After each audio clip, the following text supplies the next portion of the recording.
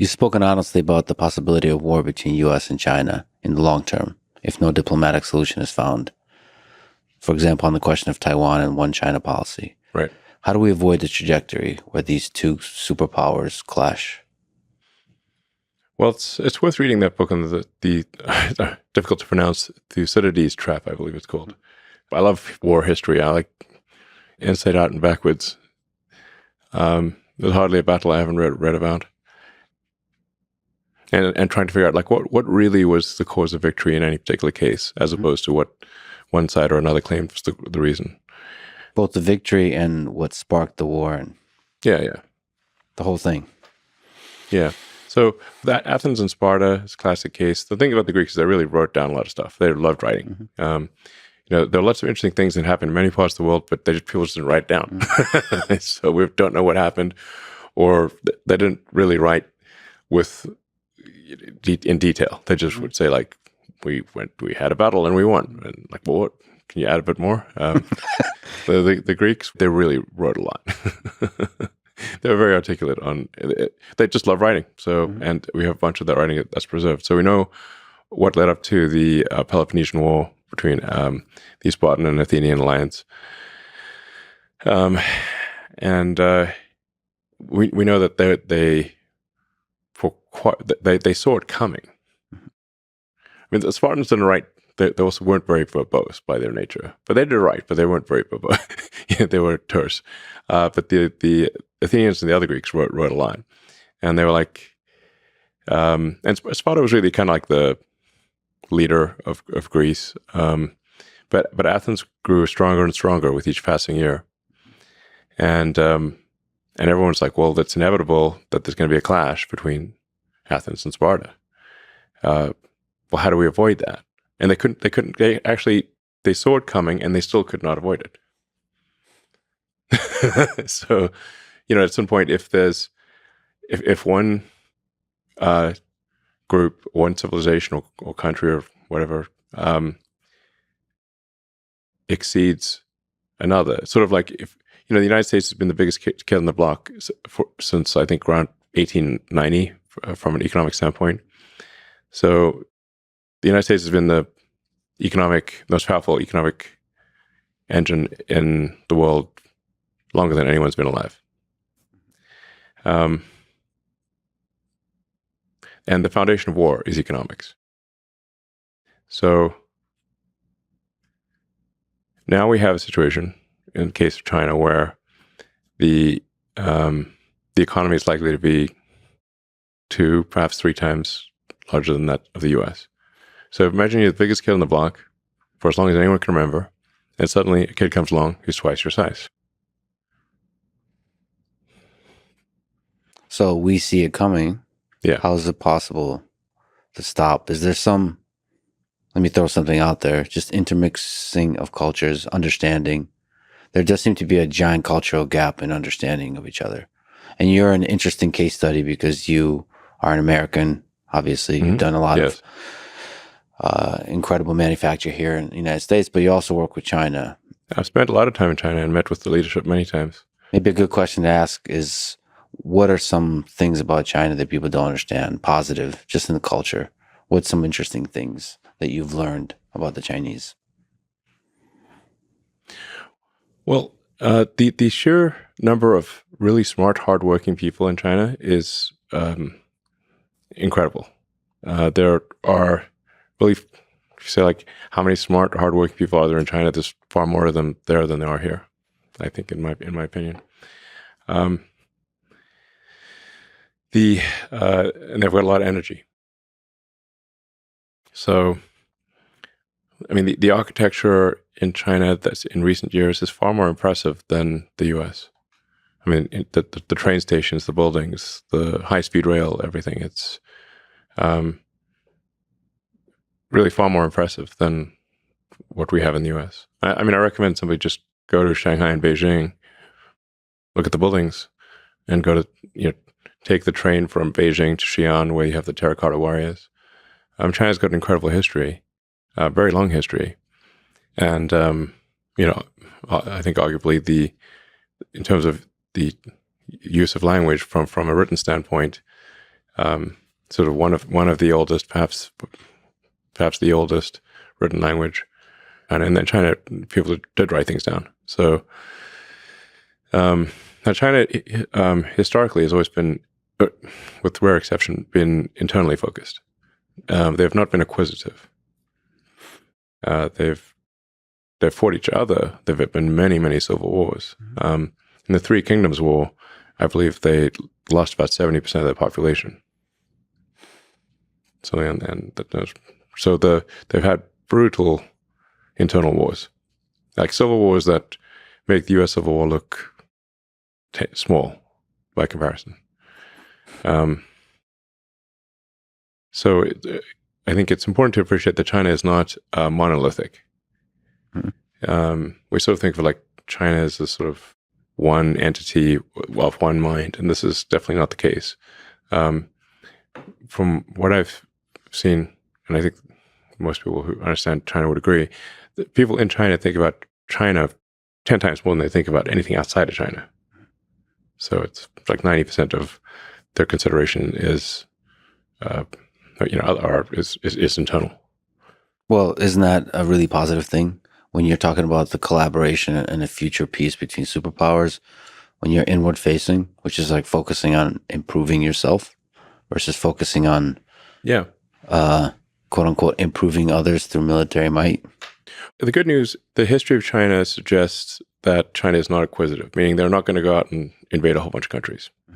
Now, they do feel very strongly, so that's good. I mean, because a lot of very powerful countries have been acquisitive. The U.S. is also one of the rare cases that has not been acquisitive. Like after World War II, the U.S. could have basically taken over the world and any country. Like we got nukes, nobody else got nukes. We don't even have to lose soldiers. Which country do you want? And the United States could have taken over everything.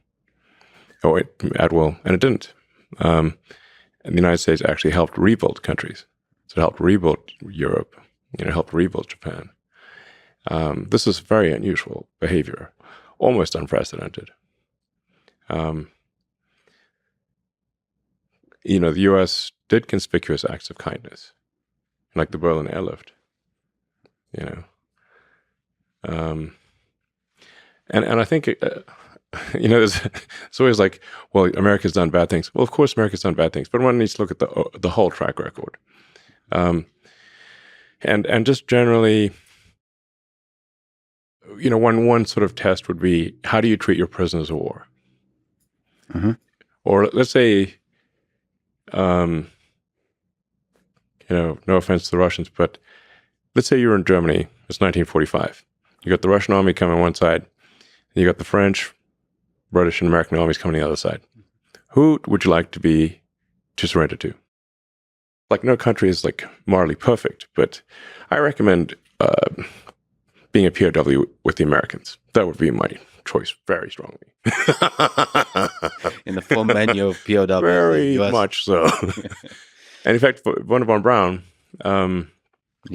took, a smart guy, was like, we've got to be captured by the Americans. Yep. And in fact, the SS was under orders to execute von Braun and all of the German rocket engineers. And they narrowly escaped their SS. They said they were going out for a walk in the woods. They left in the middle of winter with no coats.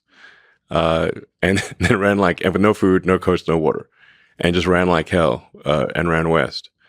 And by sheer luck, I think his brother found like a bicycle or something, and then just cycled west as fast as he could and found a U.S. patrol. So anyway, that's one way you can tell morality is where do you want to be a POW? It's not fun anywhere, but some places are much worse than others. So anyway, so I think America has been, while far from perfect, generally a benevolent force. And we should always be self-critical and we try to be better. But anyone with half a brain knows that.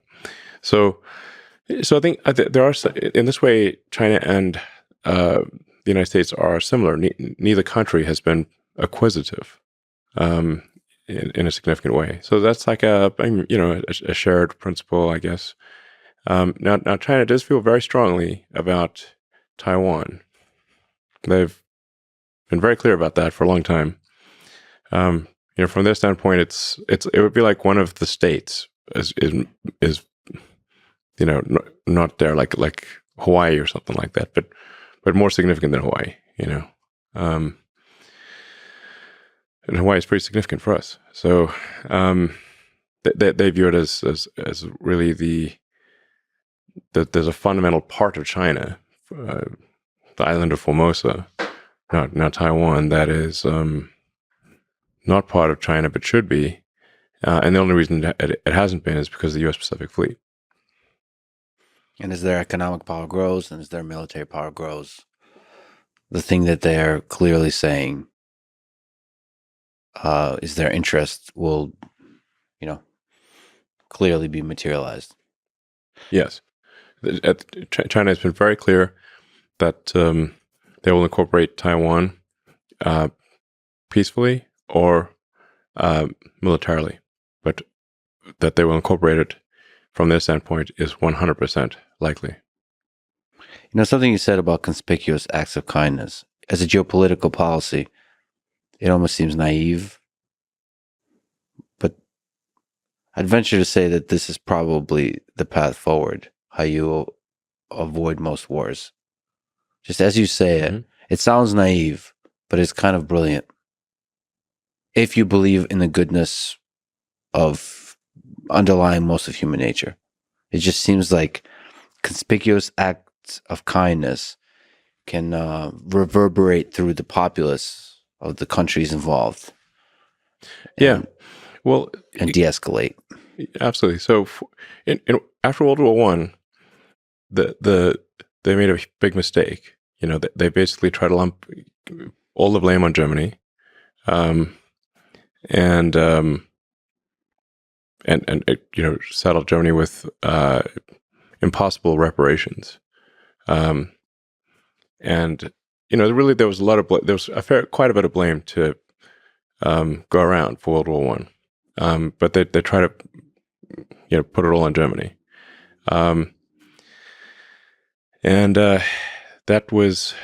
that laid the seeds for World War II.